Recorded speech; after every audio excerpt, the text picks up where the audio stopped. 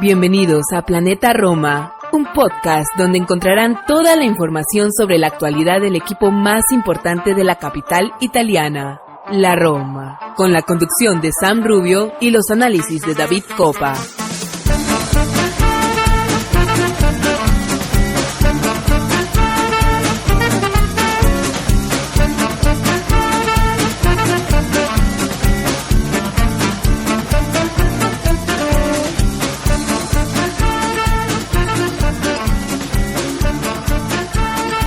Hola, ¿qué tal? Bienvenidos todos a un episodio más de Planeta Roma, episodio número 234 de este programa donde siempre intentamos analizar, conversar y debatir acerca de nuestra querida llamada Roma.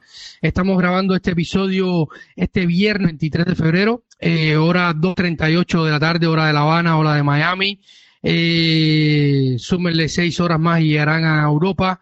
8:38 minutos hora de España, hora de Roma, donde nos vamos a enfocar, donde está la sede de nuestra queridísima Roma. Y vamos a estar hablando, por supuesto, sobre una noche más europea, con muchas emociones, en un partido hermoso, en una eliminatoria muy peleada, ante el que ha venido siendo el rival de costumbre en las últimas temporadas.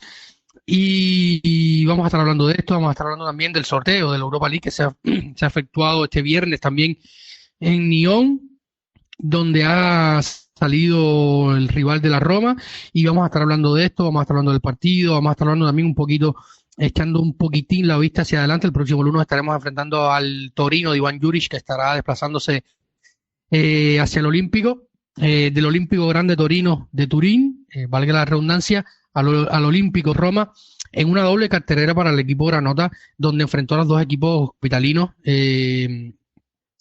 con diferencia de pocos días. El partido aplazado por la Supercopa italiana, donde vio involucrada la Lazio. Este jueves el equipo de Juric y Sarri se enfrentaron, saliendo ganador el conjunto de Sarri. Pero vamos a hablar un poquito de esto, vamos a hablar un poquitillo de varias cosas y hacer un poquito de debate y comentar cómo va la Roma, volviendo al formato habitual, porque en el programa anterior, el número 233, pueden escuchar en todas nuestras plataformas, incluso pueden ver en YouTube, pueden ver en Twitch. Hicimos un live, porque siempre que a veces se nos da este espacio, tratamos de hacer un programilla así para poder estar en contacto con ustedes, y siempre la interacción y el feedback inmediato es muy bueno. Y también llevamos algunos días sin poder grabar, tuvimos una semana un poco complicada con temas laborales, familiares, y no pudimos encajar los horarios, pero nada, aquí estamos otra vez en el formato habitual, episodio número 234. El episodio lleva un nombre sui generis, como estos, como me dice mi querido Santi, que me va a estar acompañando hoy, episodios de fumado. Ustedes saben que yo soy un poco fumado para estas cosas, y la bestia negra, episodio número 234, la bestia negra. Así que de esto vamos a estar hablando hoy en este episodio, así que manténganse pegados a sus dispositivos, en todas las plataformas, den like, compartan, de sus comentarios, y siempre le coméntense a sus amigos, sus amistades que tienen un podcast de la Roma que es agradable, le gusta, o que simplemente estamos locos, y compártanselo. A lo mejor de loco a loco hay un cuerdo. Así que nada, encantado de estar de vuelta en este programa, y vamos a hacer una pequeña pausa, enseguida estamos de vuelta para comenzar ya con el análisis de el Roma Feyenoord del playoff de la Europa League.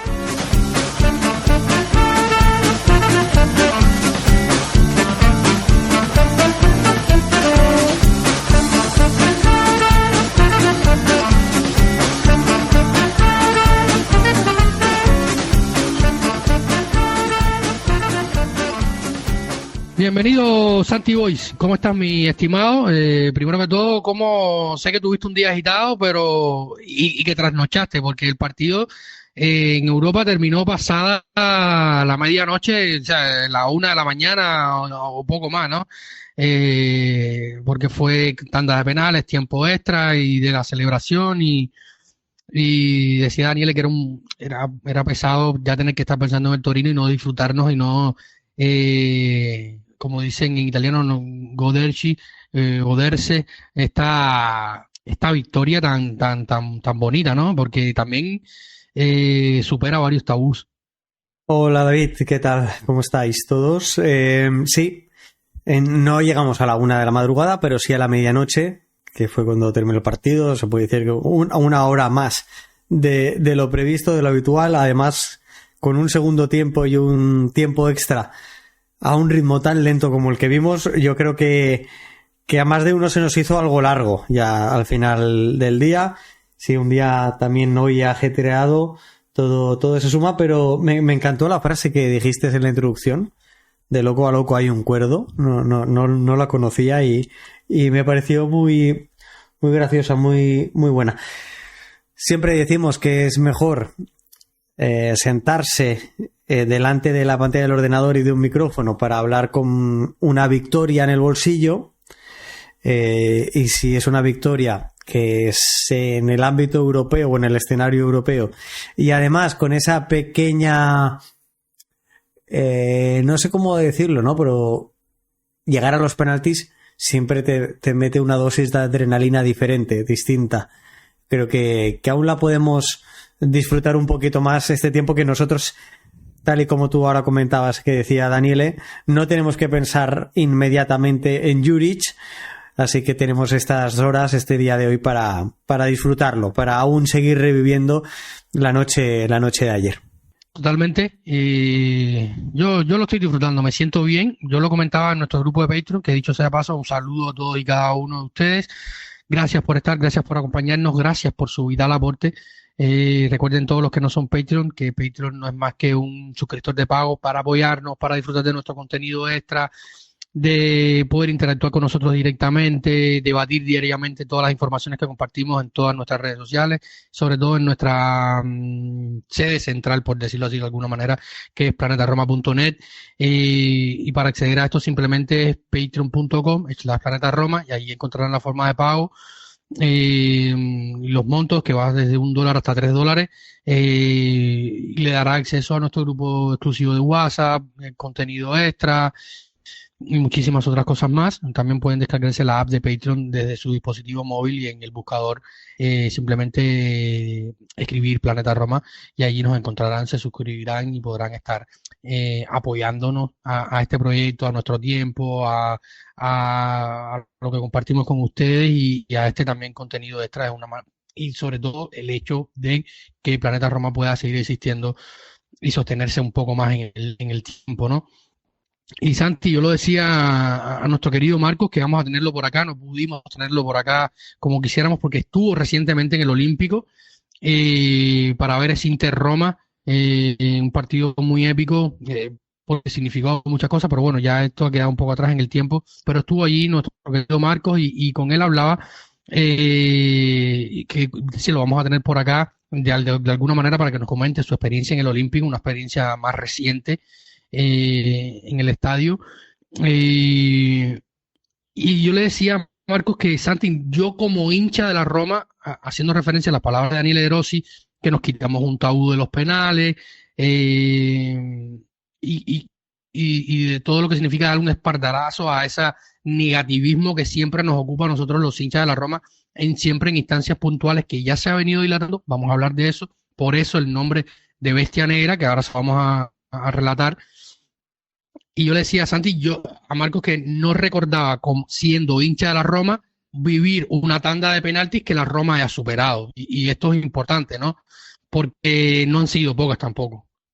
Si no me equivoco, el dato es que en competición europea la Roma no superaba una tanda de penaltis desde el siglo pasado, no recuerdo el año, pero no sé si estamos refiriéndonos a los primeros de los 90, con lo que evidentemente muchos no hemos visto esa. Yo ya había nacido, pero evidentemente no estaba muy probablemente ni por el fútbol ni mucho menos por el fútbol italiano, con lo cual muchos no hemos visto superar en eliminatoria europea una tanda de penaltis, ¿no? Unos penaltis a la Roma. Comentabas la vivencia de Marcos, pues extrapolémosla a lo que se pudo vivir ayer en el Olímpico de Roma, con 67.293 almas empujando al equipo por momentos yo tuve la sensación que en el segundo tiempo y en el tiempo extra, como antes decía que viví yo, a muchos y muchas de las presentes en el estadio también se les hacía ya el partido cuesta arriba, ya empezaba a alargarse en exceso ese partido, el ritmo demasiado bajo, pero creo que la celebración fue buena, fue grande, fue importante. No vemos que es el contexto de unos 16avos de final, no estamos hablando de unos cuartos, unos semifinales, pero no deja de ser, insisto, una eliminatoria europea que a nivel económico al club, no hay que perderlo de vista, también le sienta muy bien. Totalmente. El dato es exactamente este, Santi. La Roma pasa de fase tras superar una tanda de penaltis por segunda vez en su historia en las principales competiciones de la UEFA. El otro precedente se remonta a los octavos de final de la Copa UEFA, año 82-83, temporada 82-83, contra el IFK Norrköping, que no conozco ni nada de este club, y probablemente ha cambiado de nombre, se ha refundado, y no sé ni siquiera de qué país es, suena nórdico, por lo tanto, pero es una vida.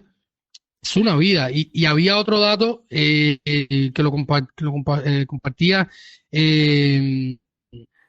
Giuseppe Pastore, que es un periodista. Déjame ver si mientras hablo contigo lo encuentro. Sí. Acerca un poco más acá en el tiempo el tema de las eliminatorias por penaltis de la Roma. Lo que tú decías, que yo me lo he llevado 10 años después, no era los principios de los 90 sino de los 80, como ahora acabas de dar el dato. El equipo es el Norrköping, el IFK, es muy habitual esas siglas en el fútbol nórdico, que juega en la Allsvenskan, que es la primera división de Suecia. Actualmente sigue estando en primera división este equipo en Suecia, pero evidentemente para el gran público es un equipo totalmente desconocido, porque de Suecia conoceremos al Malmö, conoceremos al Göteborg, que a día de hoy tampoco está como antaño. Lo único que sucede es que en España el Barcelona hace muchos años tuvo una eliminatoria con ellos que ganaron el Barcelona 3-0, remontando, y es más conocido. El Hammarby también, en el Djurgården o la IK Solna, evidentemente son equipos mucho más conocidos, ¿no? Sí. No, yo alguna época, porque yo era muy fan de Henrik Larsson, seguí un poco el Malmö por Henrik Larsson, Suecia y tal, y era el equipo más conocido a finales de los 90. El Helsingborg. El otro dato decía, el otro dato que te comentaba, Santi, que lo compartía el periodista que hace prensa de datos y tal, Giuseppe Pastore, comentaba: la Roma no supera un turno o una fase tras una eliminatoria en penalti en cualquier competición en el Olímpico desde el 2002. Desde un olvidado, da un dimenticato, Roma Triestina de Copa Italia. Uh-huh. Y quien casualmente abre la lotería de esos penales era un muchachito de hostia rubio de unos 19 años. ¿Te suena más o menos? De hostia rubio, 19 años. Puedo hacer una idea de quién es. Sí. Puedo hacer una idea de quién es. No es Solbakken, ya que estamos hablando de nombre, no es Solbakken. Estamos hablando de no puede ser otro que el entrenador de la Roma, Daniele De Rossi, que casualmente le preguntaban esto en el postpartido y decía: ¿cómo lo voy a olvidar? Esa fue mi primera Champions League, mi primera final de Champions League, porque tenía 19 años, era mi primera tanda de penaltis y tenía que decidir qué hacer como profesional dentro del fútbol y como ser humano. Alzar la mano y pedir una pelota para tirar al arco, o quedarme y mirar y ver cómo los demás cobraban los penaltis. Ahí tomó una decisión, fue el primero en tomar, anotó ese penalti, lo que habla a las claras de quién es Daniele De Rossi como ser humano, como entrenador y como ser dentro del fútbol, ¿no? Estamos hablando de un tipo que en un fútbol que ha sido prominentemente de figuras mayores o adultas, o sea, jugadores con más de 26, 27, 28, 30 años en una época donde el ser joven era complicado. Ha sido uno de los campeones más jóvenes de la historia del fútbol italiano, un campeón del mundo joven. Era de hecho el más joven de ese equipo de Marcello Lippi, que en Berlín casualmente ganó una tanda de penalti. Y yo creo que esto es importante, que la Roma, a mí me recordó la tanda de penaltis con el Arsenal, que fue interminable, después un gran partido donde la Roma de Spalletti tenía muchísimas bajas. Hicimos un gran partido al Arsenal, un Arsenal importante, que era el Arsenal 2004-2005, si mal no recuerdo, y muchas otras tandas de penalti, Budapest y otras tantas. Yo dije, no hay manera que ganemos, o sea, y en cada cobrador veía a Max Toneto, que era el último que falló. Creo que fueron 8 cobradores por cada equipo, 9 cobradores entre Arsenal y Roma. Nadie fallaba hasta que falló, por supuesto, Max Toneto. Pero es bonito esto, ¿no? La mística de un equipo que, como te decía, por 10 temporadas consecutivas, pasando eliminatoria y siendo el primer equipo italiano en lograr algo similar. No sé si te decía el dato antes o después de empezar a grabar, pero lo repito, la Roma es el único club italiano en alcanzar la octava final de una competición europea por 10ª vez consecutiva. Es una burrada y hay que ponerlo en valor. Debemos ponerlo en valor porque luego vemos datos de Transfermarkt, por ejemplo, en los que dicen, bueno, la Roma muy arriba en competiciones europeas. Lo hemos remarcado porque creo que es nuestra obligación también en el programa en alguna ocasión, David. Esa semifinal europea que se pierde contra el Liverpool, la que se pierde contra el United, las 2 finales consecutivas de las que venimos. La Roma en la última década ha tenido muchísima presencia europea, no donde nos gustaría, es cierto, porque nos gustaría haber competido esas 10 temporadas en Liga de Campeones, pero por haber competido una en Conference League, habiéndola ganado, por estar compitiendo ahora en Europa League, habiendo llegado a la última final de la competición, yo creo que tiene un valor muy muy grande, muy muy grande, económicamente inferior al haber competido en Liga de Campeones, mediáticamente y a nivel de prestigio probablemente también, pero no deja de hablar de un rendimiento y muchas veces de aquello de que hablamos. Hostia, nos falta proyecto, la situación de ahora, no tenemos un director deportivo, ¿dónde vamos?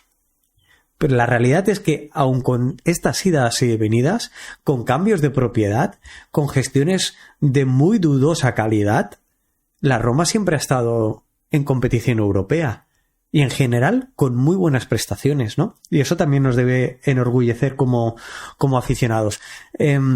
Déjame decirte, David, ya que tirábamos de histórico, no quiero dejar pasar, porque he buceado rápidamente, en esa eliminatoria, en la primera ocasión que la Roma supera una tanda de penaltis, ¿no? Estabas comentando tú el nombre prácticamente impronunciable del Norrköping de Suecia.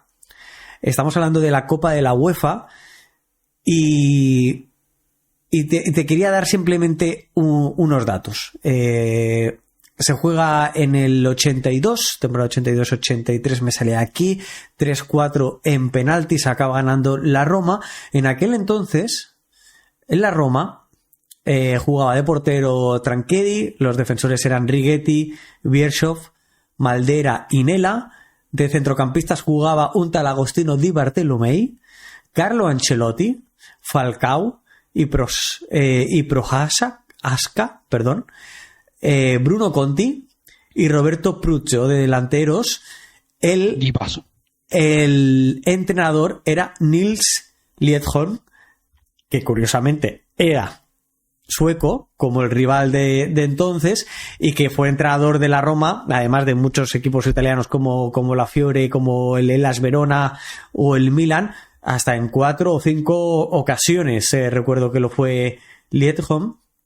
La curiosidad también, bueno, en esa tanda de penaltis, la Roma marca los primeros 4 penaltis, no necesita votar el quinto, los marca Di Bartolomei el primero, Bruno Conti el segundo, Chirico el tercero y Righetti el cuarto. Tanto el primero como el cuarto de los suecos son errores. Y la última curiosidad que quería decir, que he visto rapidísimamente sobre el Norrköping, es que su máximo goleador es un tal Gunnar Nordahl en las temporadas 44-45, 45-46, 47-48. En esas 3 temporadas, con los goles anotados, consigue ser el máximo goleador del equipo sueco.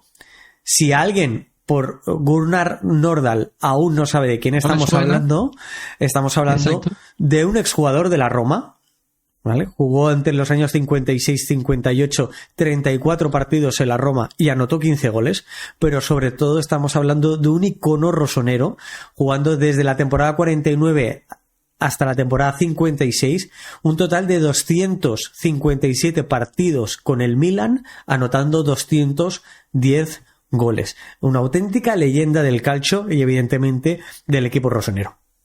Totalmente, una leyenda goleadora de la Serie A. Y ese equipo que tú mencionabas, ese 11 que había saltado al campo, no es otro que el 11 que al final, en su mayoría, alzaría siendo campeón del segundo Scudetto de la Roma. Recordemos que la Roma tiene 3 Scudetti: 41-42, 82-83, 2000-2001. Ese grupo, Sabino Nela, Waldo Righetti, Marasico, Bruno Conti, le decían Marasico. Podríamos hacer un podcast de Bruno Conti, que es una figura a la que admiro tremendamente, un romanista empedernido. Pruzzo, una generación dorada, Carleto, Ancelotti. Hace no mucho, creo que era Waldo Righetti, que compartió una foto, se reúnen mucho y la temporada pasada se cumplieron aniversarios cerrados de este Scudetto. El club le hizo una presentación muy bonita, estuvieron en el Olímpico, le hicieron un recibimiento, Ancelotti por videollamada, o sea, una generación hermosa de jugadores y una tradición europea muy bonita que empezó a hacer la Roma. Y hablando de estas tandas de penalti falladas, hay una que no la mencioné porque es tan dolorosa como icónica. Es la de la final de Champions en el Olímpico, sí, contra el Liverpool. Sí. Hacíamos esta sobremesa, Santi, porque primero hay, como tú decías, ¿te imaginas la Roma con... O sea, hemos tenido... ¿Cuántos? O sea, estamos hablando de 2017, 2018 hacia adelante. Por lo tanto, estamos hablando de Monchi, Petracchi, Pinto y el que va a venir, que no lo vamos a incluir en esta conversación porque el momento del puesto está vacío, y entre Monchi y Petracchi hubo un intento en la dirección de Ricky Massara, que luego dejaría su puesto para que el que era el antiguo CEO del club dirigiría un mercado ese verano para que luego llegara Petracchi. O sea, todo eso en la dirección deportiva, sumado a un cambio de propiedad, a una pandemia, a unas cuentas que han estado peor de lo que hoy están, que ya están bastante mal, y la Roma ha estado compitiendo en Europa. O sea, esto es un signo positivísimo de la evolución de este equipo a años anteriores, de lo que va del siglo, ¿no? Y hay un margen de crecimiento. ¿Qué seríamos con una estabilidad deportiva dentro del club? Pues un equipo de Liga de Campeones. Seríamos. Yo creo que no somos conscientes, ¿no? De que con tal inestabilidad, y siempre he hecho referencia a Roma y a la Roma como una ciudad efervescente y un equipo que es el reflejo de la misma. ¿Qué podríamos ser si hemos conseguido ser el único equipo italiano 10 años en competición europea? Si tuviéramos un mínimo de estabilidad y tuviéramos un mínimo de seriedad, ¿no? De know-how, de saber hacer las cosas y cuidarlo. Cuidar a esas figuras que aportan valor al club y conseguir mantenerlas durante un tiempo considerable. No sé dónde estaríamos, pero creo que mejor de lo que estamos, indudablemente. Sí, no, esto no quiere decir que los fracking no sean serios, que en los últimos tiempos, por muchas razones, se ha mantenido un plantel titular, sea de mejor o peor calidad, pero se ha mantenido, no como otros años que a pesar de la calidad alta, más baja o media, se cambiaban muchos. Se ha vendido poco realmente con los Fredkin, hay que decirlo. Se ha vendido lo que ha sido necesario vender, lo que ha sido imprescindible y lo que ha sido prescindible. Yo creo que esto es importante porque gente como Pellegrini, como Cristante, que estuvieron en el 2017 contra el Liverpool en el banquillo, o llegaron un año después y estuvieron en la semifinal con Fonseca, que estuvieron en la final de Tirana, que estuvieron en Budapest, que ahora están aquí. Son gente que han ido acumulando experiencia, los Cristante, los Mancini, los El Shaarawy, los Espinazol, más bien o peor. Son gente que han aportado y que han crecido dentro del club. Estos mismos muchachos, los Zalewski, porque el penal es que ayer, que estar hablando de eso, es espectacular, pero ha crecido dentro de la primavera viendo esto. O sea, lo ha mamado en primera persona, estando ahí con estas sensaciones, estos sentimientos que genera. Yo creo que hay que remarcarlo. No quiere decir que los Fredkin no sean serios, que se está haciendo un trabajo. Ahora no hay director deportivo. Vamos a hablar de ello también un poquito más adelante si se puede, pero sin duda es un signo muy positivo, Santi. Sí, ya metiéndonos en el partido, ¿no? Yo creo que no lo teníamos nada previsto, esta introducción más de carácter histórico, pero creo que ha quedado chula, que ha quedado bien. Metiéndonos más en el partido, David, yo quería remarcar ciertas cosas que creo que nos pueden ser interesantes, que nos pueden dar un marco poquito más global de lo que fue el partido de ayer. No sé si tú tuviste la sensación que yo tuve, que es la de ser realmente superiores. Como te digo, el partido acabó realmente tarde aquí en horario europeo. Mi mujer se quedó dormida y cuando yo me acerqué a la habitación y le dije: duerme tranquila que voy a tardar porque nos vamos a la prórroga. Le dije, lo único que me sabe mal respecto al partido, le dije, es que la Roma ha sido suficientemente superior como para no llegar a la prórroga. O al menos esa era mi sensación. No sé si coincides con ella, David. Sí, yo creo que la Roma pasa merecidamente. Pudo, como dijo Daniele De Rossi y en la mesa de prensa y algunos especialistas después del partido, escuchando la radio, la Roma no hubiera robado nada si hubiera sentenciado incluso la eliminatoria en Rotterdam y hubiera pasado antes. Sorprende un poco el gol de San Jiménez, pero la Roma fue superior. De hecho, recuerdo una tajada de Villar en una contra. En la primera parte, ¿verdad? ¿Te refieres? Es correcto, sí. A pies Exactamente de Biefer, que es una llegada de segunda línea de un jugador que lo hace muy bien, claro. O sea, a Villar, salvo los penales, les recuerdo pocas intervenciones y decía, bueno, en definitiva, ¿no? El recuerdo esa y poco más. Y la sensación, yo tuve ante el partido, o sea, con Daniele De Rossi en el banquillo me genera una sensación de miedo al fracaso por lo que significa eso, y para mí, como hincha, más allá de este trabajo que intentamos hacer y tal, me genera una sensación de miedo al fracaso terrible, pero luego cuando yo lo analizo en frío, esta mañana cuando tomaba mi café, me preparaba para ver el sorteo y tal, decía, oye, fue un partido tranquilo y sacaba, y dije, voy a sacar ciertos puntos para hablar con Santi cuando empecemos a analizar el partido, porque hay cosas positivas, muy positivas, a pesar de lo que pueda decir el marcador. Y Santi, vamos a empezar por el 11 tipo. Se cambian con respecto a lo que habíamos visto en Rotterdam, entra el Shaarawy por Zalewski, no estaba Bowe por acumulación de María, por el resto lo esperado. Además teníamos en el banquillo un Evan Ika que entró a echar una mano en un momento donde Diego se llevó un trompón, un rompazo, un golpazo en la cabeza, que por suerte ya está bien, ha sido dado de alta, le hicieron dos tags, uno ayer en la noche, uno hoy, viernes, ha sido dado de alta, ya ha dejado comentarios y en sus redes sociales, va a estar algunos días por protocolo de reposo, pero está bien.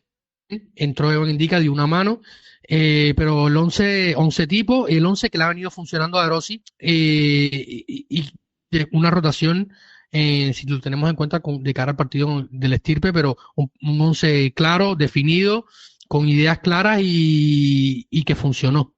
Uh-huh. Solo una puntualización sobre el 11. Mancini siempre juega por la derecha, por el flanco derecho de la defensa, sea de 3 o sea de 2, como está siendo con Daniele De Rossi ahí al frente. Sin embargo, ayer lo vimos jugar por la izquierda, no por la derecha. Por la derecha jugaba Llorente. Eso responde a una vigilancia más férrea sobre Santi Jiménez, ¿vale? Se cambió de digamos, pie en ese sentido Mancini. Más allá de ese movimiento, que no de jugador, para mí bastante lo esperado, con muy buenas prestaciones en el primer tiempo. En general, es cierto que se juega una prórroga, pero pensad que la Roma, en el partido contra el Feyenoord de ayer, la Roma da un total de 669 pases, cuando de media esta temporada tiene 466. Estamos hablando de 200 pases más en el partido. No sé si lo justifica una prórroga de 30 minutos, pero me da a mí la sensación que cuando estamos enfrentando a un equipo que gusta de tener la posesión, que gusta de vivir en campo rival, de crecer por las bandas, de doblar los laterales, es muy significativo, este dato, y dos, otro, en cuanto a las alineaciones, y ya te dejo continuar, que me lances análisis por donde tú creas conveniente, David, y es que no nuestra alineación, sino la alineación que puso Liza Arne Slot del Feyenoord, y es que en el flanco derecho, en ese costado derecho, no tenía un lateral el Feyenoord, sino dos. Jugaba Geertruida, que es el habitual o el convencional, pero por delante de él jugó el número 2, Newcop, que Newcop en la primera parte Spinazzola le hizo un roto en diferentes ocasiones. Lo dejó en el suelo y le rompió la cadera varias veces, pero puso un doble lateral. Era una modificación. Sí, eso fue lo que más me llamó la atención. Cuando lo vi, dije, tengo que hablar con esto, o sea, tenemos que hablar de esto en el partido, porque evidentemente Slot había dicho en The Quip, oye, me sorprendieron, lo devolvió a decir en la mesa de prensa en la previa del partido, me sorprendieron. No, dice primero que la Roma le jugó igual que con Mourinho que con De Rossi.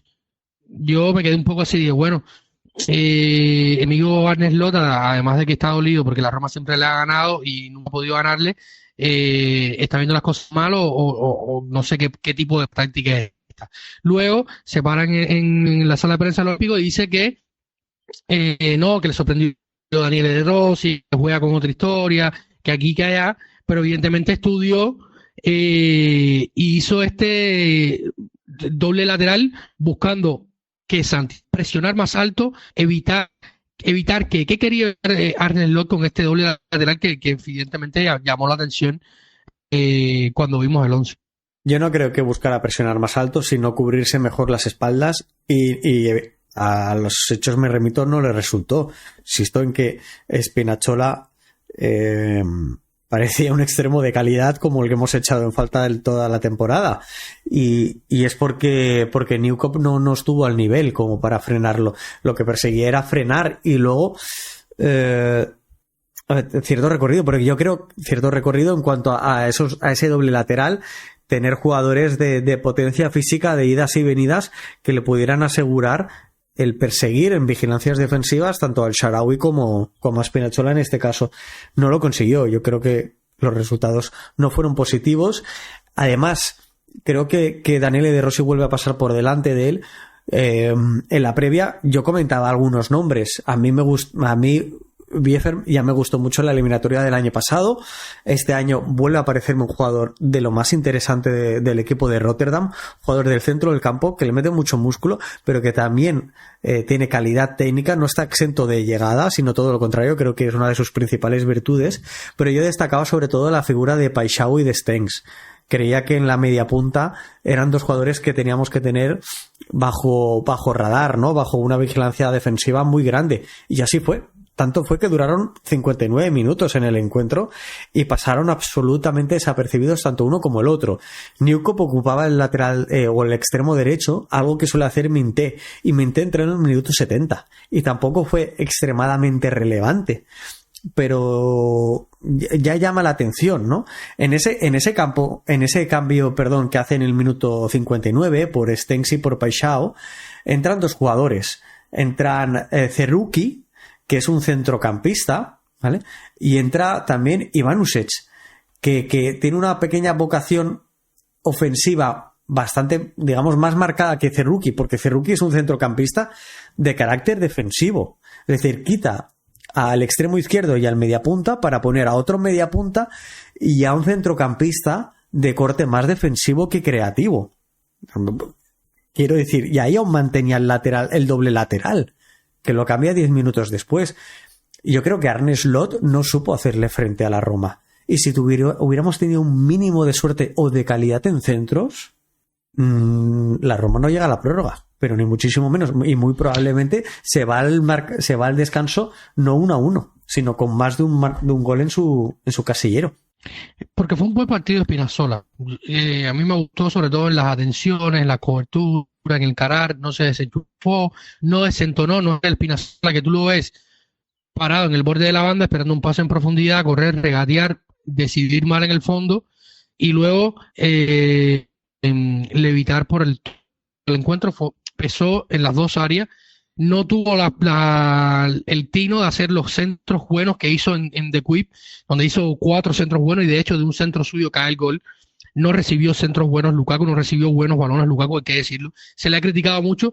La que tuvo en el final se la atajó Wellenreuther, que yo lo comentaba, no sé si tú lo tendrás más claro porque sigues más la Bundesliga, pero Timo Wellenreuther, yo recuerdo del Schalke 04, debutó muy jovencito en el Schalke 04, no recuerdo quién era el primer portero en esa época, si era Manu Neuer o no me acuerdo quién era realmente, pero tuvo una oportunidad, creo que lo vi incluso jugando en Europa, o habían salido transferido un portero, y Wellenreuther fue hace unos años cuando el Schalke es una de las mejores canteras, o era una de las mejores canteras de la Bundesliga, y hubieron como 2 o 3 porteros, no sé qué, salió Wellenreuther, me encantó, pero hizo una gran eliminatoria a Wellenreuther y le atajó un gran disparo a Romelu en el final que pudo haber quitado los penales, pero bueno, todo que pasa al final es por una razón, pero no tuvo muchas oportunidades limpias Lukaku. Las que hubo las generó generalmente, aunque falló, pero centros buenos como le llegó el otro día en The Quip no tuvo. Sí, la tajada que le hace en la última ocasión de los 90 minutos reglamentarios a Lukaku fortísimo. Es espectacular. Es un portero que con 28 años, el alemán, para ser guardameta sigue siendo joven, que ha desarrollado, como tú bien dices, su trayectoria formativa en el Schalke 04, coincido plenamente, es una de las mejores canteras de Alemania en ese aspecto, en ese carácter formativo. En el primer equipo no tiene presencia alguna y acaba desarrollando su carrera esencialmente en Países Bajos, también con algún doble paso por el Anderlecht, que incluso quiero recordar en el Mallorca, alguna cesión al Mallorca al principio de su trayectoria profesional, pero yo creo que el partido que hace es de muy muy muy buen nivel y en algún momento incluso sosteniendo a su equipo. Encaja gol, cierto, pero creo que tiene paradas muy relevantes. Ya que estamos hablando de Wellenreuther, de Lukaku y tal, se ha hablado mucho en la prensa local, Santi, del tema Lukaku. No convierte, falla un penal, falló oportunidades claras, hizo el gol contra Frosinone, sí, pero se le deja de criticar, que si el cambio de gestión, que si esto, que si lo otro. ¿Qué te transmite el momento futbolístico de Romelu Lukaku con la Roma? Cansancio, una nueva forma de jugar que le está afectando. ¿Qué ves? ¿Qué sientes y qué te transmite, ¿no? En este momento, a mí no me parece que hace un mal partido, la verdad. Siento un poco que a lo mejor en mi archivo futbolístico mental pienso que para este juego y conociendo a De Rossi de sus últimos años en la Roma, quiere intentar hacer, es lo que creo, ¿no? No se lo ha preguntado a nadie en mesa de prensa a Daniele De Rossi, me encantaría preguntárselo, ¿no? Porque creo que le gustaría ver en Lukaku algo de Dzeko para aportar a su juego, que sería algo brutal, en mi opinión. Y quizás esto le está gustando un poco. ¿Compartes esta idea y cómo lo ves en realidad el momento de Lukaku? Puedo estar de acuerdo. ¿Quién no querría tener a un buen Edin Dzeko en su equipo? Era un jugador técnicamente superlativo y yo creo que a Lukaku lo definiría quizás en este momento, y aunque parezca mentira, a su edad, porque tiene 30 añazos, de crecimiento para el equipo, de crecimiento en cuanto incluso a la ascendencia del equipo. Yo creo que los jugadores sí que le están valorando y mucho el trabajo que Lukaku hace. Cuando un delantero no anota gol, siempre es fácil de criticar. Si además no da asistencias, pues quizás más podamos sumar aquí. Pero creo que Lukaku hace una labor por el equipo enorme. Y el partido de ayer de Lukaku para mí es lo suficientemente bueno como para que yo no tenga ninguna duda en que esté entre los 4-5 mejores jugadores de la Roma en los 120 minutos de ayer. Me pareció una pena y una lástima que fallara el penalti, más allá de, ahora se puede decir por el resultado final, ¿no? Pero más allá de por el equipo, porque pensaban justamente en eso, en que la gente se le estaba echando encima, que en el partido de ayer sería un poquito más para seguir esa dinámica, esa constante, y que eso no le iba a ayudar al propio jugador. Pero creo que ayer da una clase de alto nivel de cómo proteger balones. La Roma en el momento en el que en el primer tiempo, al final del primer tiempo, cuando pierde un poquito la referencia de dirigir el encuentro, el partido, la Roma tiene unos minutos de pasarlo mal, que es cuando encaja ese gol.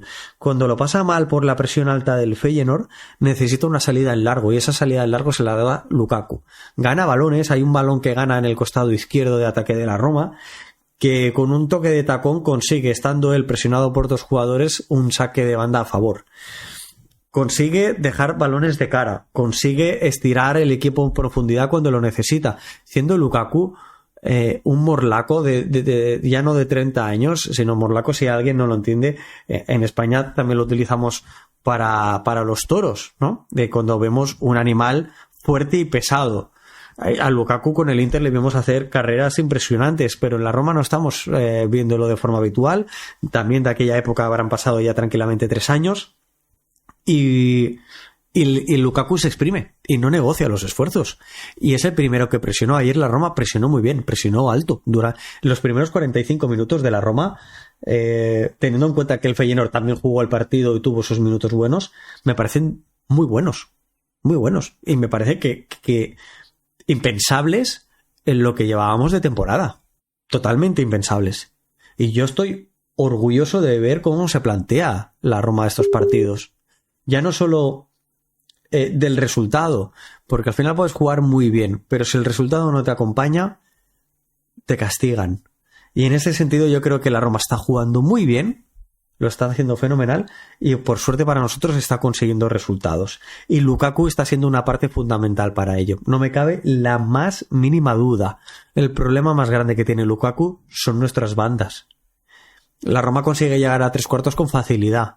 Y si tuviéramos muy buenos centradores, Lukaku se hincharía a marcar goles. Yo no tengo dudas de ello. Porque se genera ocasiones para ello, se genera espacio para ello. Y genera muchísimo espacio en 3/4 de campo. ¿Alguien cree que sin Lukaku o la ayuda de un jugador como Lukaku, Pellegrini pudiera haber anotado el gol que anotó? Este año, en los partidos que hemos ganado in extremis con goles del Shaarawy o de otros jugadores, de Azmoun, recuerdo el del Monza y otros tantos, en esos partidos, quien acaba metiendo a 2 y 3, incluso 4 defensores en su área pequeña, es Lukaku. Y si no tienes un jugador de esa magnitud, de esa referencia, los demás no viven igual. Los demás no gozan de espacios como tuvo Pellegrini. Luego, es cierto, tienes que impactar de esa manera el balón y meterlo por la escuadra de esa forma extraordinaria. Pero sin Lukaku todo esto es mucho más difícil. Y eso hay que darle valor. Es un trabajo oscuro, es un trabajo que no se ve, es un trabajo que no engorda estadísticas. Pero para mí Lukaku ayer juega todos los minutos. Lukaku es un jugador importantísimo. Y que no marque muchísimos goles me puede hacer pensar que el año que viene incluso podría seguir con la Roma. Esto es un tema de debate que se ha hablado mucho, nos han preguntado mucho, nos preguntaban en redes sociales sobre el tema de qué va a pasar en el futuro, los jugadores que están a préstamo, que se van a ir, que se puede quedar. El fenómeno Dean Huijsen, nos lo han preguntado muchísimo. Oye, se va. Pueden pasar cientos de cosas. La primera cosa que tiene que pasar para que esto suceda es llegar a la dirección deportiva, que hoy la Roma es huérfana de un director deportivo y un área técnica. Cuando esto suceda, les prometo que vamos a hacer un episodio hablando de todo esto, pero sería hacer hipótesis sobre hipótesis sobre hipótesis, porque puede llegar mañana el director deportivo, como decía Pepino y Totino, y dicen, oye, mira, fuera José Mourinho, Daniele Rossi, me voy a traer a, no sé, X entrenador, y este entrenador no quiere a Lukaku, o Huijsen le parece que tiene los pies redondos y quiere a H jugador. Entonces, sería hacer una hipótesis sobre una hipótesis con poca certeza. En el caso de Huijsen, la única certeza es que está a préstamo seco.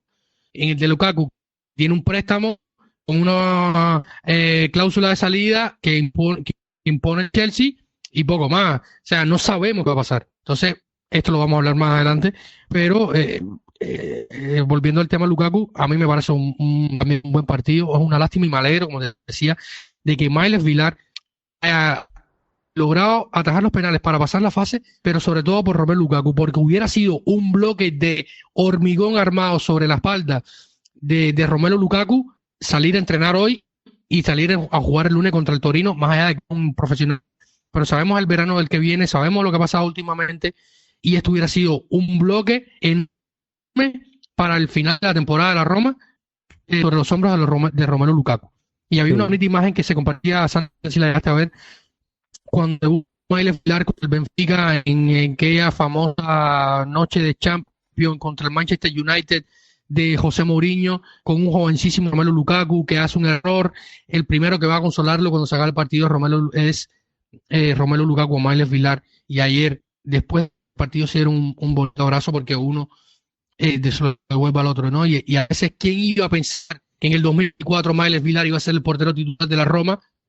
Romelu Lukaku iba a ser el delantero titular de la Roma en una eliminatoria europea, y esto iba a pasar, ¿no? O sea, el destino es mucho más grande que nosotros, y el fútbol también, por supuesto, pero es muy bonito que haya pasado esto y que tenga un peso menos Romelu sobre sí mismo de cara al final de temporada. Sí, totalmente, David. Y por seguir avanzando un poco, porque vamos a camino de los 50 minutos prácticamente de programa y realmente hemos desgranado muy poco el encuentro. Diablos. Doy cuatro puntadas más sobre el mismo, también personificando como estamos haciendo, ¿no? Lo hemos hecho con Lukaku.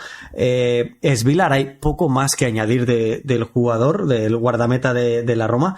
Creo que es muy positivo. Yo en la primera parte de las anotaciones que hago, lo que hago referencia a Vilar es que está conectado al partido, que teniendo tan poca presencia en el mismo, afortunadamente para nosotros, debido al gran nivel que muestra el equipo, se mantiene conectado. Y lo que hago referencia a esto es balones largos del Feyenoord para conseguir estirarse un poquito en el campo y salir de su cueva. Es Vilar, aquellos que son un poquito más largos de la cuenta, sale y los despeja. En la jugada que tú antes mencionabas de Weifer en el primer tiempo, en el segundo tiempo vuelven a ver otra y vuelve a estar perfectamente conectado al encuentro, pese a tener muy poca actividad dentro del mismo. Creo que es muy, muy, muy destacable y que, como dijimos en el programa anterior, tenemos guardameta titular de aquí a final de temporada y tiene que acabar de confirmar todo esto con el paso de los encuentros, que no sea a flor de un día, 2 días o de un mes, sino de mucho más, ¿no? Y luego la otra personificación que quiero hacer en un primer tiempo, que como antes he dicho, marcado, bajo mi punto de vista, por una intensidad muy grande del equipo, impuesto por la propia Roma, con una circulación de balón muy rápida, con una presión tras pérdida en campo rival también asfixiante, que les permite ganar segundas jugadas y no se dejar salir al Feyenoord de su campo, ¿no? Cuando el Feyenoord consigue hacerlo, tenemos unos minutos complicados. La Roma intenta jugar en corto en esas presiones altas del Feyenoord. Los primeros pases los consigue hacer de forma acertada, pero llega un momento en el que encontramos a Karsdorp y su habitual desconexión, su habitual pelada de cables. Y lo hace porque, pese a que hay un inicio de jugada desde el córner derecho que defiende la Roma, digamos, creo que de forma óptima en cuanto a los pases, llega un momento que él decide jugar no a corta distancia, sino a larga, y lo hace de forma errónea, dejando el balón en los pies del jugador del Feyenoord.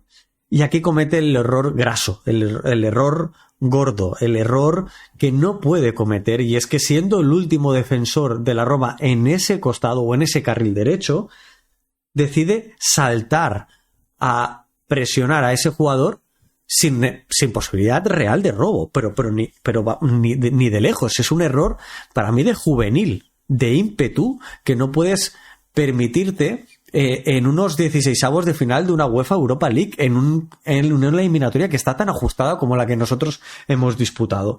Ese error, dado que Karsdorp no llega a robar el balón porque no tiene opciones reales de ello, no tiene opción de saltar sobre el poseedor con opción de anticipar, con opción de robar, libera absolutamente su espalda y permite un 2 contra 1, o ni siquiera, porque el defensor de la Roma, en este caso basculando, Mancini, está lejísimos, permite un centro muy claro, muy cómodo por parte del Feyenoord, que además repercute también en una basculación de la defensa, es decir, Mancini, Llorente, Spinazzola, todos mueven su posición para ir a intentar tapar el centro, con lo cual el duelo que se puede producir dentro del área no es el habitual, no es el adecuado, y estás en desventaja.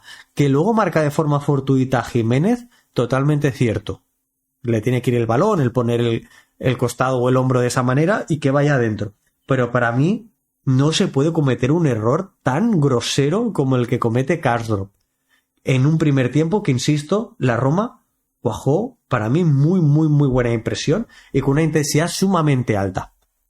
Yo, Santi, había hecho un par de notas para discutir contigo, se nos ha alargado muchísimo el programa porque nos siente fatal pasar una semana sin conversar acá en este podcast, porque se nos acumulan los temas y tenemos muchas ganas de hablar, pero había hecho dos notas que casan perfectamente con esta idea.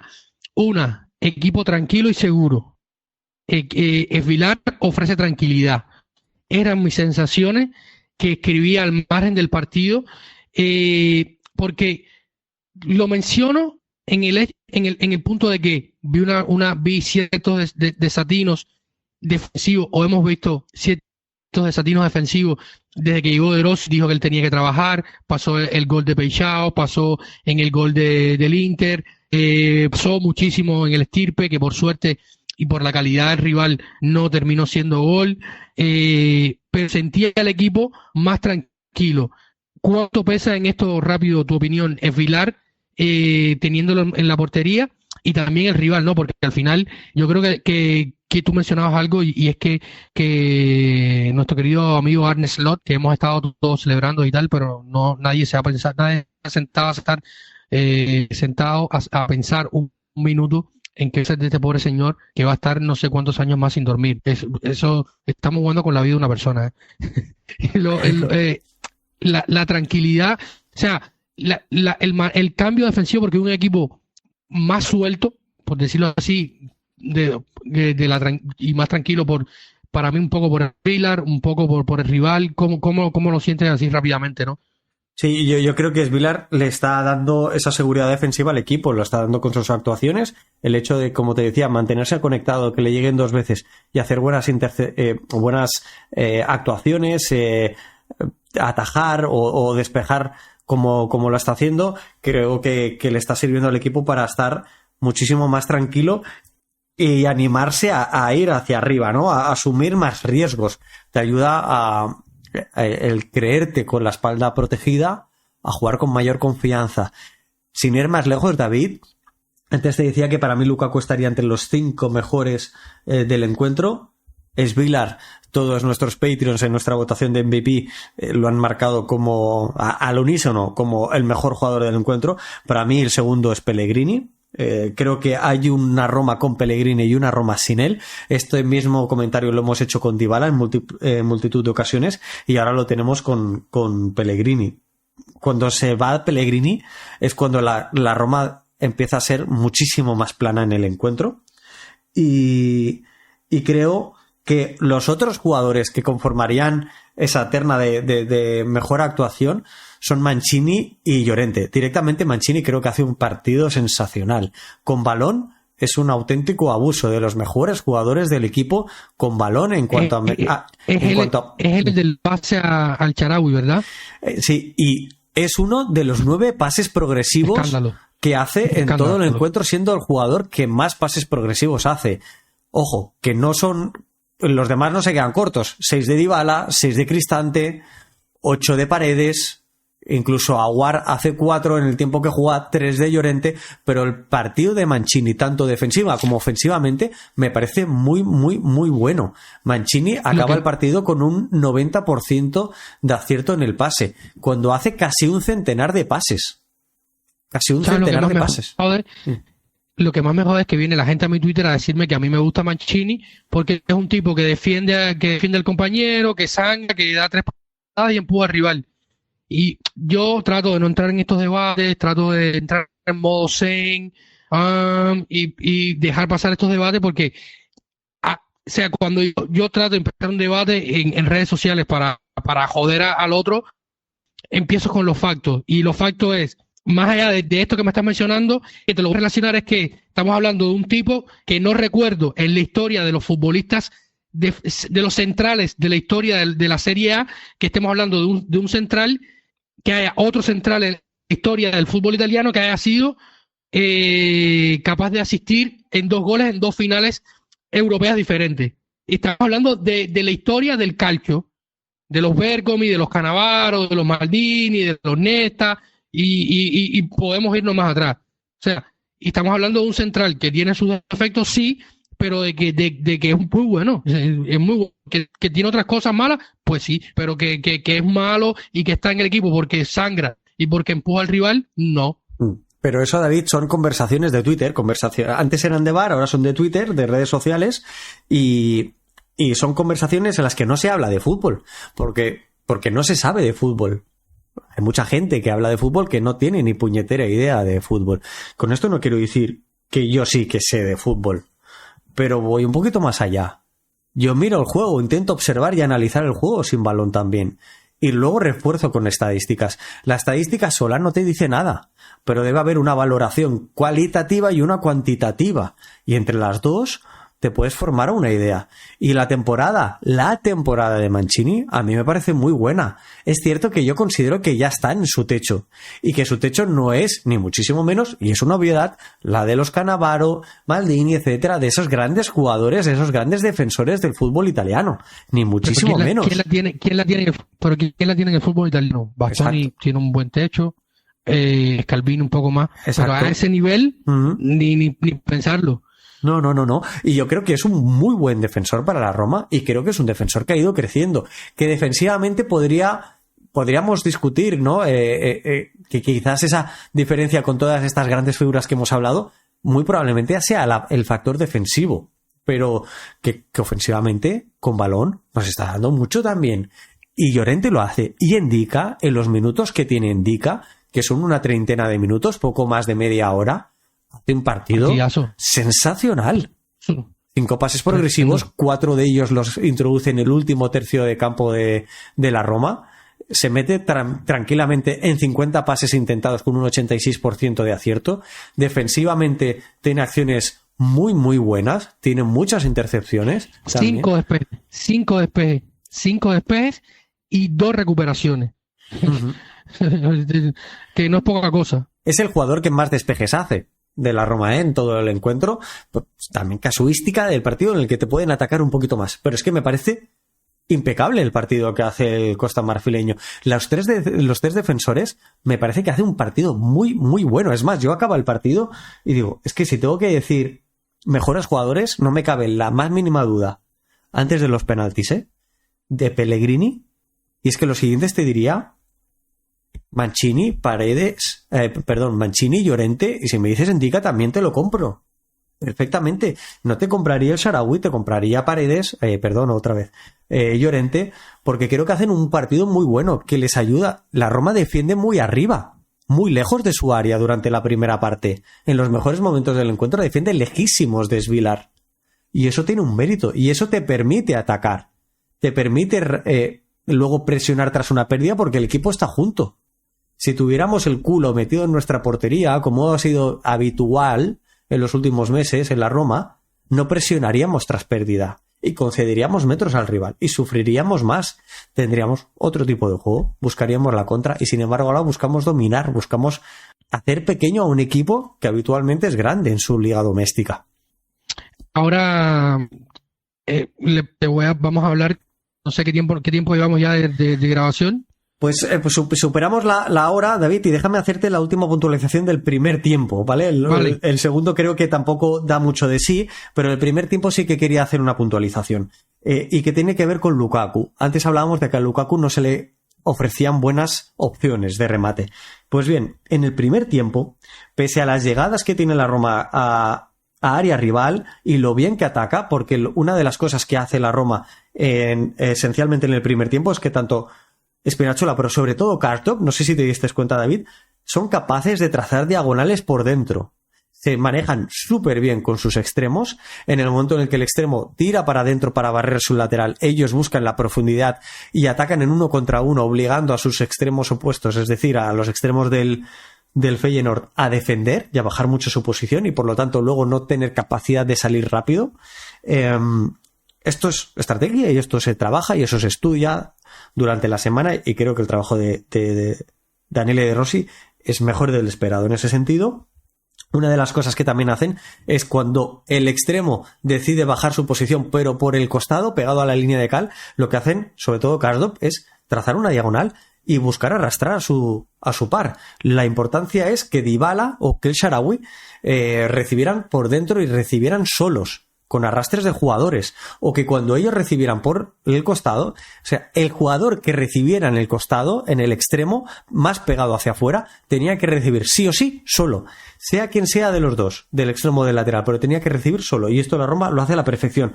¿Cuál es el problema? Que es a lo que iba desde un inicio, y es que pese a esas llegadas, solo hay un centro de Karsdorp, que es raso, potente y peligroso, que lo despeja un central, muy muy buen centro, pero solo hay uno.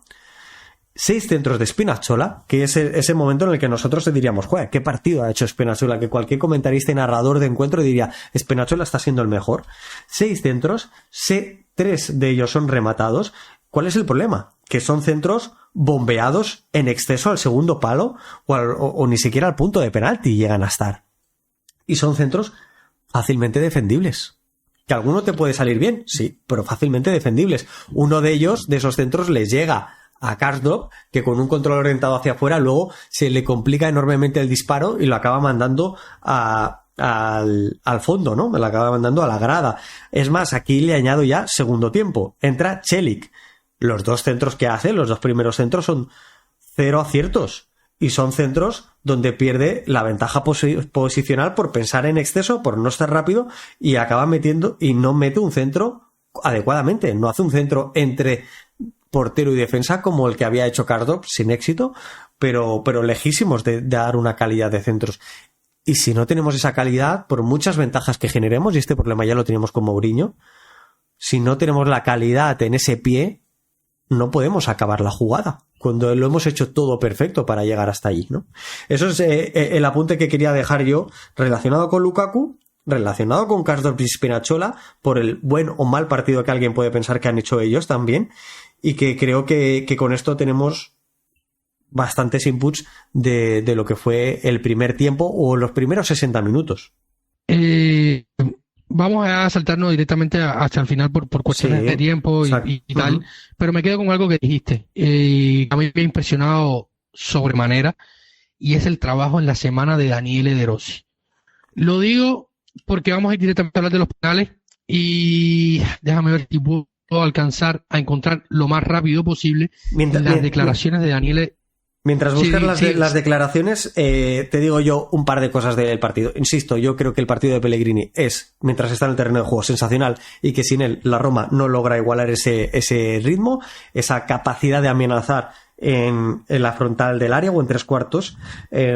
Baja mucho y drásticamente el ritmo y la intensidad de los jugadores, es normal, muy cansados, y es el motivo por el cual yo creo que hay el mayor problema de todos en este encuentro, que sí que le achaco a Daniele De Rossi, y es el minuto en el que se producen los cambios. Celebro en cierta manera que Celik y Aouar no tengan minutos residuales, lo celebro porque quiero contar con jugadores metidos en dinámica. Ninguno de los dos lo está. El partido de Celik, Amir, personalmente me parece bastante malo. Aouar creo que lo que hace lo hace bien, pero que me gustaría que pesara bastante más. Lleva muchos acarreos a campo rival y creo que, insisto, lo hace bien, pero que quiero más. Quiero bastante más del argelino. Que Angeliño... Pero me gustó. Sí. O sea, no podemos decir que no es una sorpresa. Yo realmente... Yo confío en De Rossi, porque vamos a hablar ahora ya a punto de terminar, pero me gustó muchísimo el partido. Podemos pedirle más, obviamente, porque sobre todo hay un cambio de contexto de José Mourinho a Daniele De Rossi, que es obvio, está a la vista de todos, pero es positiva, yo creo, la entrada de Aouar. Sí, coincido plenamente. Pero para mí lo más grave es que, a mi juicio, Angeliño y Zalewski no debían entrar ni en el 105 ni en el 90, deberían haber entrado bastante antes. Sobre todo Angeliño. Creo que Angeliño nos podría haber permitido un centrador a pie natural para no repetir los 6 centros de Spinazzola fáciles de defender, bombeados al segundo palo, o bien por ir escorado y por el pie izquierdo, o por ir hacia detrás para perfilarse a su pie bueno, y no sacas un centro potente. Necesitas un centro fuerte, necesitas también sorprender de esa manera, y Angeliño creo que nos podría haber dado esa intensidad que perdimos en el segundo tiempo. Baldanzi también salió con mucha hambre, ¿no? Para mí es algo positivo, pero como nota negativa sí que quería dejar que los cambios para mí fueron los acertados, pero demasiado tardíos. Y nada más. En general de mis anotaciones son esas. Otras cosas que hemos llegado a comentar es que la Roma, en otros programas, la Roma creo que debe protegerse en ese sentido. Hubo un momento que debía protegerse más defensivamente con Celik y Pecurtir por la izquierda con Angeliño y Zalewski buscando. A final de la prórroga hubo varias ocasiones que Angeliño nos dio esto, ¿no? Y creo que debería haberse buscado con mayor antelación. La Roma debía buscar, como en el primer tiempo, ese lateral y extremo cuando no lo hacía. Hemos dicho, jugaban con 2 laterales el Feyenoord, pasó a jugar con Minté, es decir, un extremo. Ahí podríamos haberles rascado y haberles hecho sangre, y lamentablemente no lo conseguimos. Pero en líneas generales, muy buen encuentro, muy buen partido, muy buena dirección de Daniele De Rossi. Y mencionabas algo ahorita, como te decía, para ya entrar ya en el tramo final de los últimos las declaraciones, ¿no? Del trabajo de la semana. Y sí, y ya encontré las declaraciones de Daniele De Rossi sobre algo que a mí me impresionaba mucho, y es el trabajo de la semana. Le preguntan en conferencia de prensa, dice, ¿cómo elegiste los lanzadores de penalti? Dice, no fue una elección predeterminada. Ayer, en referencia al miércoles, cuando hablamos, nos centramos en quién había lanzado los penaltis y analizamos quién lo había lanzado bien. Y Mancini y Pellegrini me dijeron que Zalewski nunca había fallado uno en los entrenamientos, obviamente. Estoy feliz porque él es un fantástico muchacho. Luego está Svilar, que detuvo 2 penaltis, y un portero que no jugó y lo celebró como si lo hubiera atajado. Rui Patricio es un gran nombre. Aquí para mí está, Santi, trabajo de la semana. Trabajo de la semana. También hay una jugada a balón parado que me dice que hay trabajo en la semana, que se está trabajando, y luego aquí traté de resumir un poco más, porque yo voy escuchando las mesas de prensa, veo en los medios oficiales donde son publicadas, y siempre trato un poco de sintetizar para no hacer las notas tan densas y tan largas, pero él dice en la mesa de prensa directamente que había consensuado de que quién podía ser los tiradores de penalti, por que los cambios que ya él tenía pensado que podían hacer por una o por otra razón y él contaba de que iba a ser Zalewski y no el Shaarawy porque el Shaarawy no iba a estar en el campo, que iba a ser Angeliño y tal porque Spinazzola no iba a estar en el campo. O sea, hay trabajo en la semana, hay estudio del rival, hay se toman predeterminadas ¿cómo es? No, predeterminadas no, premeditadamente las decisiones a ejecutar en el campo. Que no digo que con José Mourinho no lo haya, pero la manera en que lo comunica Daniele De Rossi te hace entender de que algo en Trigoria está pasando. Y yo creo que esto es algo positivo para el medio, para el jugador, para los hinchas, para nosotros que nos sentamos aquí a cacarear un poco más de una hora y nos hace entender ciertas cosas en pleno 2021, año 2024, donde hay ciertas cosas que la comunicación no pueden estar ajenas a ellas. A mí me parece que es muy bueno a veces no decir tanto, pero que hay cosas que sí no se pueden omitir. Y esto se nota en el trabajo de lo que hay y los pateadores en la tanda de penalti. A mí me dice que hay un trabajo y me nota también un poco. No quiero abrir ese melón ahora porque sería muy feo, pero mirando al pasado y los que me están escuchando y han llegado hasta aquí me entenderán lo que quiero decir. Mirando al pasado reciente en una situación similar, me genera ciertas dudas, que no quiero llegar ahí, pero buen trabajo de Daniele De Rossi. Buen trabajo, como tú decías, Mancini por izquierda, una jugada, balón parado, preparada, con un toque, un movimiento, sale, arrastras la marca, los cambios, se demoró un poco, sí, pero cambios bien pensados, bien ejecutados, tratando de hacer daño al rival y después una tanda de penalti con coherencia. Que yo, David, veo, ahora mismo nos estamos encontrando una Roma que está probando cosas, que está intentando hacer cosas diferentes, que adapta su plan de juego a su rival. Lo hizo contra Frosinone. Ahora contra el Feyenoord vimos cosas diferentes, movimientos distintos, siempre con un patrón similar, o sea, con una idea de querer ser protagonista, pero con movimientos distintos, con alturas diferentes en el campo, estructurándose de forma diferente. Entonces, para mí eso, como espectador, como analista amateur, voy a decir de forma atrevida, es una maravilla.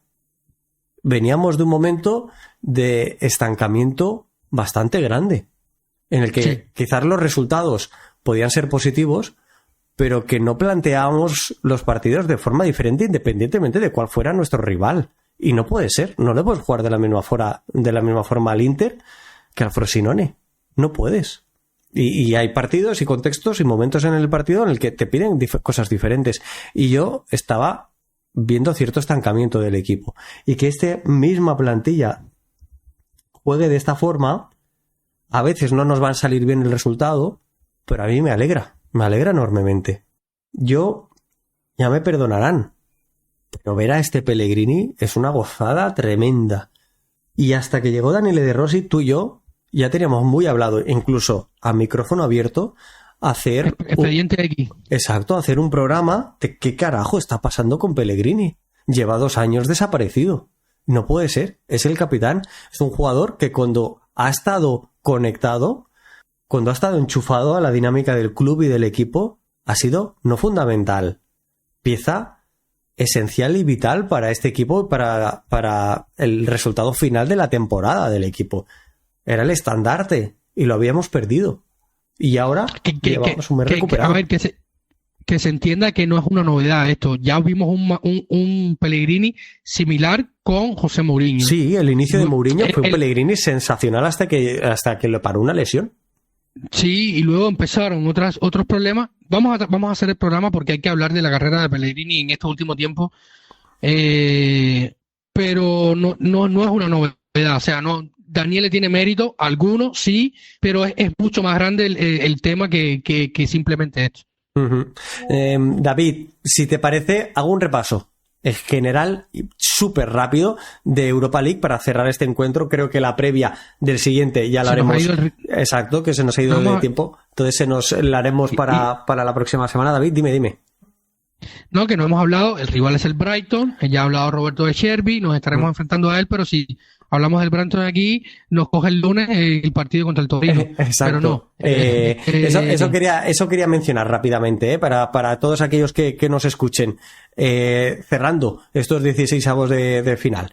Esta previa, dicho mal y pronto, entre los que caían de Champions y los que continuaban de Europa League como segundos, en esos 8 enfrentamientos, 6 son de Europa League, 2 son de Champions League. Y al fin y al cabo, el Karabaj de Azerbaiyán supera al Sporting Braga portugués, el Freiburg por 3-2, muy ajustado, al Lens francés, el Rennes gana 3-2 al Milan en Francia, pero el Milan pasa gracias a los 3-0 del partido de ida en Milán.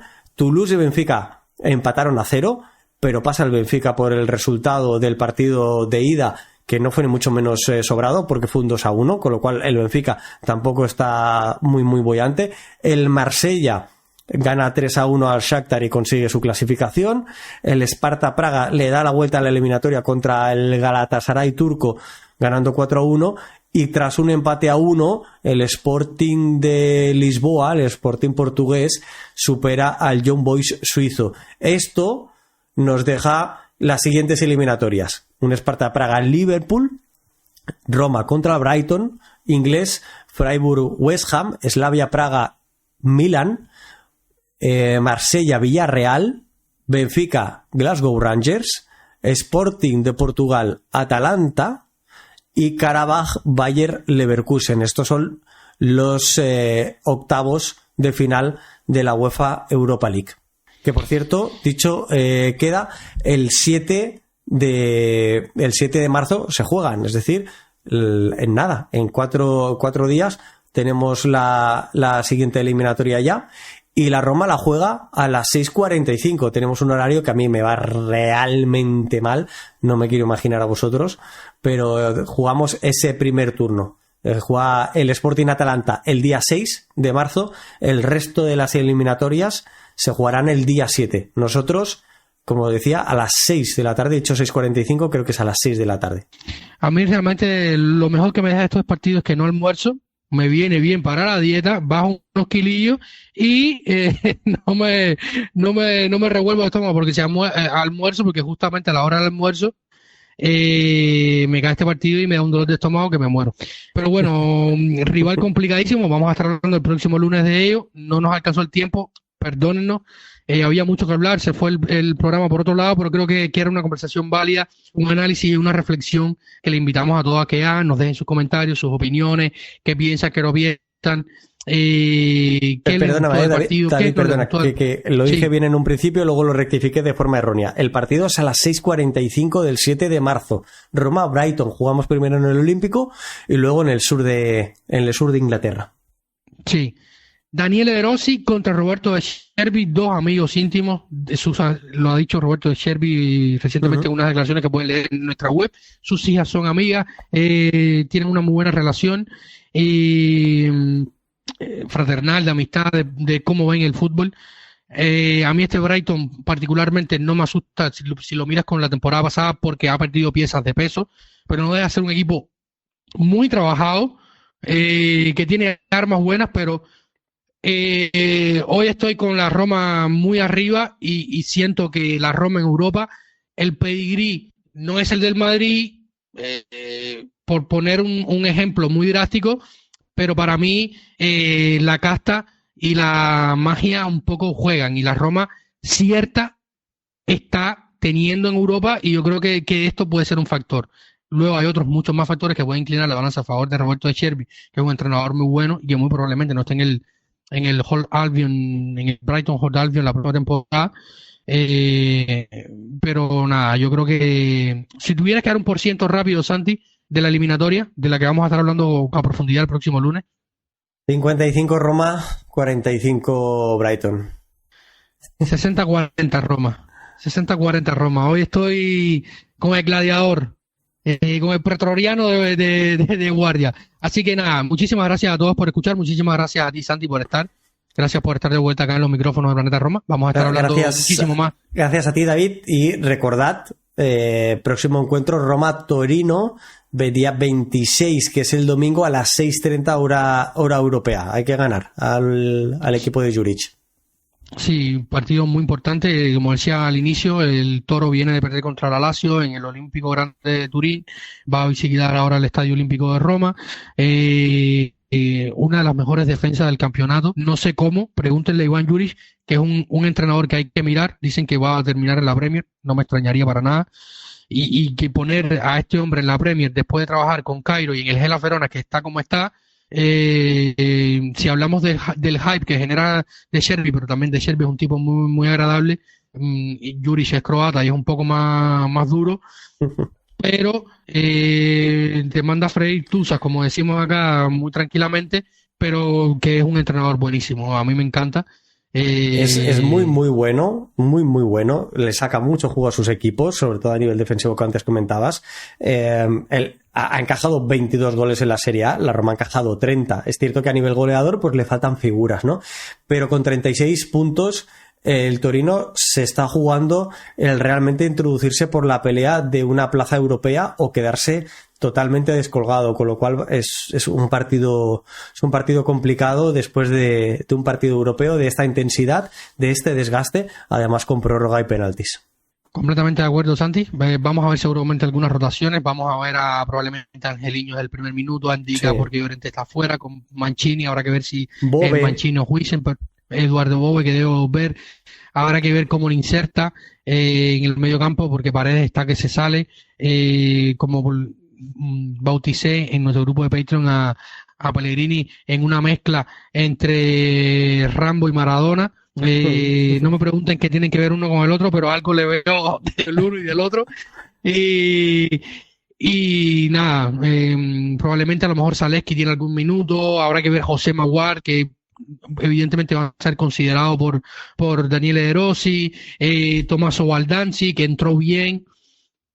Y hay que darle tiempo al chico, hay que ver si Corazón de Oro o Asmun puede jugar también algunos minutillos. En fin, algo podremos ver ahí es el próximo lunes, y vamos a estar hablando de ello el próximo martes acá en estos micrófonos.